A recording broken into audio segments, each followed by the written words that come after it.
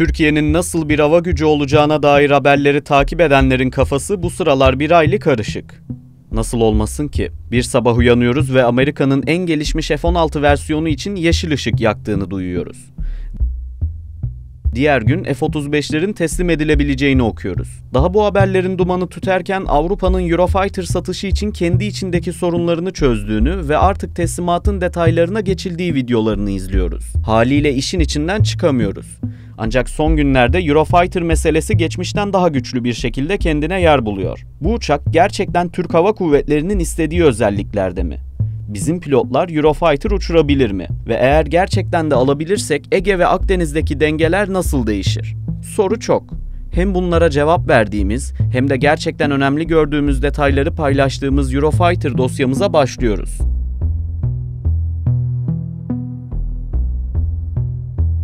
Türk Hava Kuvvetleri, Türkiye'nin gök vatanı emanet ettiği asli gücü ve çok uzun yıllardır bölgenin en dominant aktörü. Ancak son yıllarda kimi gelişmeler nedeniyle bu tabloda geriye gidiş var. Her şeyden önce çok uzun yıllardır envanterimize yeni bir muharip uçak ekleyemedik. Elimizdekilerin modernizasyonu için bel bağladığımız ve adını sürekli müttefik olarak andığımız ülkelerden maalesef istediklerimizi alamadık. Ve bir de tüm bunların üstüne F-35 gibi bu dönemin en önemli projesinin hem dışına itildik hem de parasını ödediğimiz uçakları dahi alamadık. Tablo gerçekten de iç açıcı değil. Ancak tam da böyle bir ortamda yeni bir alternatif sürekli adından söz ettiriyor.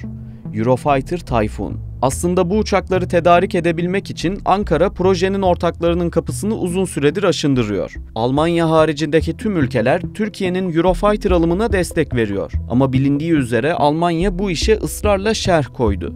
Sonra Almanya'da değişen iktidar ve yeni yönetimle birlikte Eurofighter konusu sanki daha farklı bir boyuta taşındı. Milli Savunma Bakanı Yaşar Güler katıldığı bir televizyon programında Alman tarafının da sürece artık olumlu baktığını ve Türkiye'nin bu uçaklardan 40 adet almak istediğini duyurdu. Güler'in bu açıklamasının ardından Kaan ilk resmi uçuşunu gerçekleştirdi.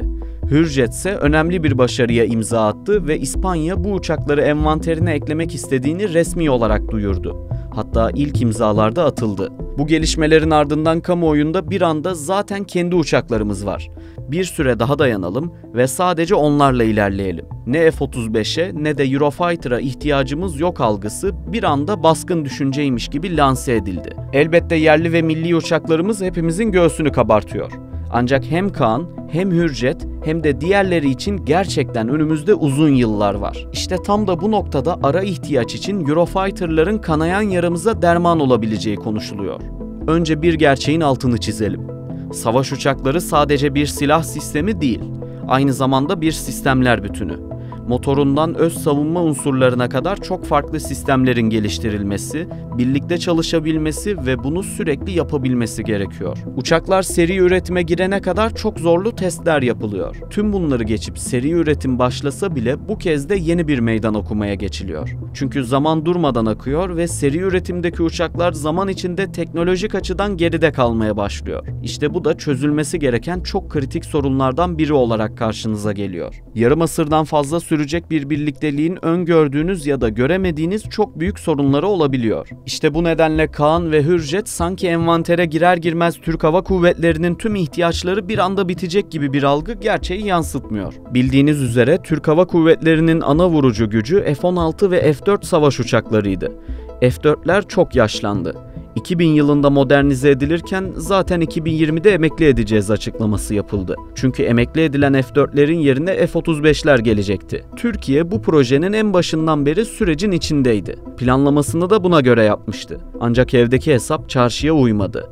Ne F-4'ler emekli edildi ne de F-35'ler geldi. Üstelik bu süreçte elimizdeki F-16'lar da bir aile eskidi. Tüm bunlara bir de çevre ülkelerimiz başta olmak üzere dünyada yaşanan yeni sıkıntılar eklendi. Irak, Libya ve Suriye'de yaşananlar elbette akla ilk gelenler. Rusya'nın Kırım'ı ilhakı ve sonra Ukrayna ile devam eden savaşı da hafızalarda. İsrail-İran savaşı ya da Hindistan-Pakistan arasında yaşananları da eklediğinizde ateş çemberinin içinde bir şekilde ayakta kalmaya çalıştığımız sır değil. Ha bir bir de bunlara Yunanistan'ı eklemek gerek. Yunan medyası Yunanistan'ın satın aldığı her yeni silah sistemi hakkında detaylı haberler yapıyor. Bu sistemlerin kazandıracağı yetenekler doğrudan Türkiye'nin elindekilerle kıyaslanıyor. Bu noktada Yunan medyasının en çok öne çıkardığı başlıklar Rafael savaş uçağı ve ondan ateşlenebilen Meteor'la Storm Shadow füzeleri. Yunan listesinde bir de F-35'ler var. Sipariş geçtiler ve önlerinde bir engel yok. İşte bunları alt alta ekleyince Yunan medyası Ege'de Türkiye'ye karşı çok net bir hava üstünlüğü sağlayacağını iddia ediyor. F-35 konusu neredeyse Türkiye'de aklı başında bir şekilde tartışılamayacak kadar sulandırıldı belki de. F-35'i Türk SİHA'larıyla kıyaslayanlar da var, Kaan'la karşılaştıranlar da. Bunlar da belki de başka bir video konusu olduğu için derinlemesine girmeyelim ve Eurofighter konusuna devam edelim. Türk Hava Kuvvetleri'nin envanterinde 5. nesil savaş uçağı yok. Kuvvetin omurgasını 4. nesil F-16'lar oluşturuyor. Kaan içinse önümüzde yıllar var. İşte bu noktada bir çözüm arayışına yönelen Türkiye seçenekler arasında Eurofighter'ı önceliyor. Peki ama neden Eurofighter? Bu uçak safkan bir önleme uçağı olarak tasarlandı. Bu nedenle yüksek irtifalar söz konusu olduğunda 4 ya da 4,5 nesil uçaklar eline su dökemez. Maksimum 20 kilometre irtifaya çıkabilen bu platformların hizmet irtifası 16.500 metre. Ki bu rakamların F-16'larda 15.000, Rafael'de ise 15.835 metre civarında. Eurofighter saatte 2500 kilometre hıza çıkabiliyor ve süpersonik hızlarda dahi son derece dengeli uçabiliyor. Tüm bunlar yüksek irtifada gerçekleşecek bir hava savaşında onu bir hayli avantajlı kılıyor. Hız ve irtifadan bahsetmişken Super Cruise özelliğinden bahsetmek şart. Eurofighter ses hızının 1,5 katı hızda art yakıcı kullanmadan uçabiliyor. Günümüzde gerek 4,5 nesil gerekse 5. nesil uçaklar Super Cruise özelliğine sahip. Eğer bu uçakları alabilirsek Türk Hava Kuvvetleri ilk defa Super Cruise'la uçabilen bir uçak işletmiş olacak. Bu da aslında pilotlarımız için de Kaan gelene kadar çok ciddi bir tecrübe kazanımı anlamına gelecek. Eurofighter 2 adet EJ-200 motoruyla hem Rafael'den hem de F-16'dan daha iyi bir ağırlık itki oranına sahip. EJ-200 motorları oldukça düşük yakıt tüketimlerinin yanı sıra yüksek hızlara kısa sürede çıkabilme özelliğiyle de biliniyor. Bu bahsettiğimiz detaylar uçağın manevra kabiliyetiyle alakalı aslında. Elbette Eurofighter bundan ibaret değil. En güncel versiyon olan Eurofighter Typhoon T4 uçakları ECRS Mk2 radarlarıyla donatılıyor. T1 ve T2 uçaklarında kullanılan Captor radarları mekanikken ECRS serisi radarlar AESA tipi radarlar. Radarın ilk modeli olan Mk0 Kuveyt'in satın aldığı uçaklarda kullanıldı. Mk1 modeli ise İspanyol ve Alman uçaklarında kullanılıyor. Mk2 sıradan bir AESA radara göre %50 daha geniş görüş açısına sahip. Mk2 radarı hem hava görevlerinde hem de hava-yer görevlerinde etkin bir şekilde kullanılabiliyor. Tabi burada ilginç bir özellik daha var. ECRS M2 radarları elektronik harp ve elektronik saldırı kabiliyetine sahip. ECRS M2 düşman hava savunma sistemlerinin yerini buluyor.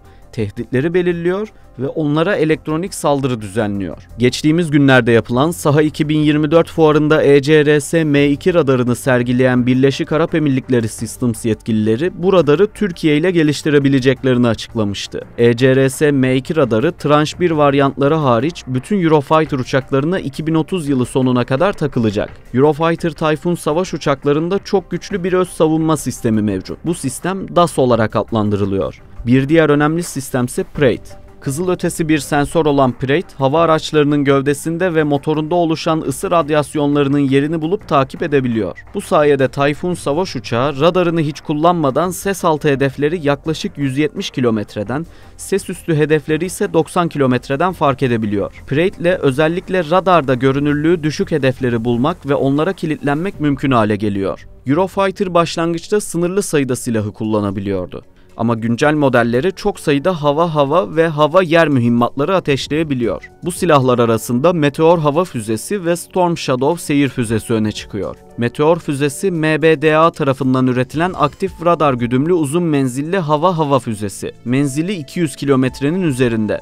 Radar izi düşük olan seyir füzelerinde ve insansız hava araçlarına karşı kullanılabiliyor. Füze ramjet motoruyla çalışıyor ve sesten 4 kat hızlı uçabiliyor. Meteor füzesi Batı bloğunun ürettiği en uzun menzilli füze. Geleneksel hava füzeleri yakıtı bitince kinetik enerjiyle hedefine adeta bir mızrak gibi ulaşıyor. Bu nedenle yakıtı bitmiş bir hava füzesinden kaçmak nispeten kolay oluyor. Meteor füzesinin motoru yakıtını idareli bir şekilde kullanıyor. Motor son ana kadar çalışıyor. Bu nedenle de kaçınması zor bir füze haline geliyor. Meteor füzesi Türkiye'nin hava savaşlarında elini güçlendirmekle kalmayacak, Yunanistan'a karşı denge de sağlayacak. Gelelim Storm Shadow füzesine. Bu aralar Ukrayna'daki başarılarını sıkça duyduğumuz bu füze yüksek isabet oranı ve etkili harp başlığıyla öne çıkıyor. Füzenin menzili 550 kilometre olsa da ihraç modelinde bu rakam 300 kilometreye düşüyor. Füze 450 kilogramlık Bruach ismi verilen zırh delici bir savaş başlığı taşıyor. Eurofighter savaş uçağında toplam 13 silah istasyonu var. Bu silah istasyonlarında maksimum 9 ton ağırlığında silah taşınabiliyor. Görev gereksinimlerine göre bu istasyonlardan 3'üne harici yakıt tankı takılabiliyor. Tranche 3 ve Tranche 4 serisi savaş uçaklarına kısaca CFT olarak bilinen gövde üzeri yakıt tankı takılabiliyor. Bu yakıt tankları kanat altına takılan harici tankların aksine daha az sürüklenme faktörü üretiyor. Her biri 1500 litre yakıt taşıyabiliyor. Gövde üzeri yakıt tanklarıyla Eurofighter savaş uçağının görev yarıçapı %25 artarak 2778 kilometreye çıkıyor. Eurofighter bu mesafedeki bir hedefe gidip geri dönebiliyor.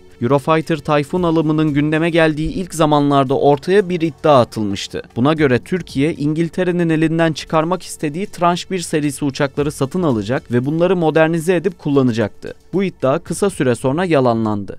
Ancak biz yine de küçük bir parantez açalım. Tranche 1'i modernize etmek sadece maddi anlamda külfetli değil. Modernizasyon programları genellikle uzun yıllar alıyor. Kulislerde Eurofighter alımının acil ihtiyaç olarak değerlendirildiği konuşuluyor. Dolayısıyla Türkiye modernizasyon için zaman kaybetmek istemiyor. Alınmak istenen uçağın en aşağı Tranche 3 seviyesinde olacağı iddia ediliyor. Yine de Türkiye'nin satın alacağı modeli tam olarak kestirmek mümkün değil. Hazır modellerden bahsederken aslında üretim bandındaki güncel durumu da iyi analiz etmek gerek. Yeni bir sipariş alınmazsa Eurofighter üretim hattı 2030 yılında kapanıyor. Halihazırda üretim hattında Almanya'nın Tranche 4'leri ile Katar'ın Tranche 3'leri bulunuyor. Fabrikalar 2025 yılından sonra İspanya için Tranche 4 uçaklarını üretecek. Türkiye'nin yeni uçak sipariş vermesi durumunda bu uçakların üretimi 2030'lu tarihlere sarkabilir. Kesin olmamakla birlikte Türkiye Katar'dan uçak alabilir ya da İspanya ile anlaşıp belirli sayıda uçağı yakın tarihte envanterine ekleyebilir. Bu uçaklar ikinci el alınabileceği gibi siparişlerin yer değiştirilmesi şeklinde de yapılabilir. Kulislerde özellikle eğitim için belirli sayıda uçağın acil şekilde temin edilmek istendiği konuşuluyor. Eğitim demişken pilotlarımız hem NATO tatbikatlarında hem de Katar'la yapılan ortak işlerde bu uçakları çok yakından inceleyebiliyor. Katar Hava Kuvvetleri filosunda hem Rafael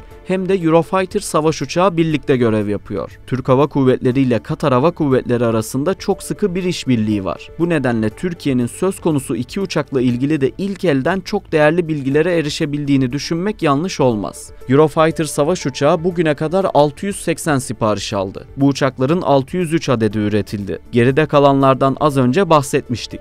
Günün sonunda tüm programın geleceği Türkiye'nin muhtemel siparişine bağlı olabilir. Tabii böyle bir ihtimalin ekonomik ve dolayısıyla toplumsal etkileri de olacak.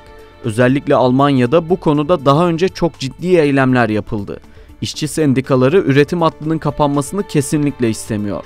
Çünkü bu işlerde hat bir kez kapandı mı yeniden faaliyete geçirebilmek hem zaman hem ciddi mali yük anlamına geliyor. Ayrıca hattın kapanması demek binlerce işçinin işsiz kalması anlamına geliyor. Genelde batılı ülkeler bu tür alanları stratejik olarak görüyor ve kapanmasını kesinlikle istemiyor. Türkiye'nin siparişlerine karşı çıkan siyasiler arka tarafta kendi ülkelerinin ekonomik ve sosyal gerekçeleriyle de yüzleşmek zorunda kalıyor. Türkiye bu uçakları çok net bir şekilde istiyor.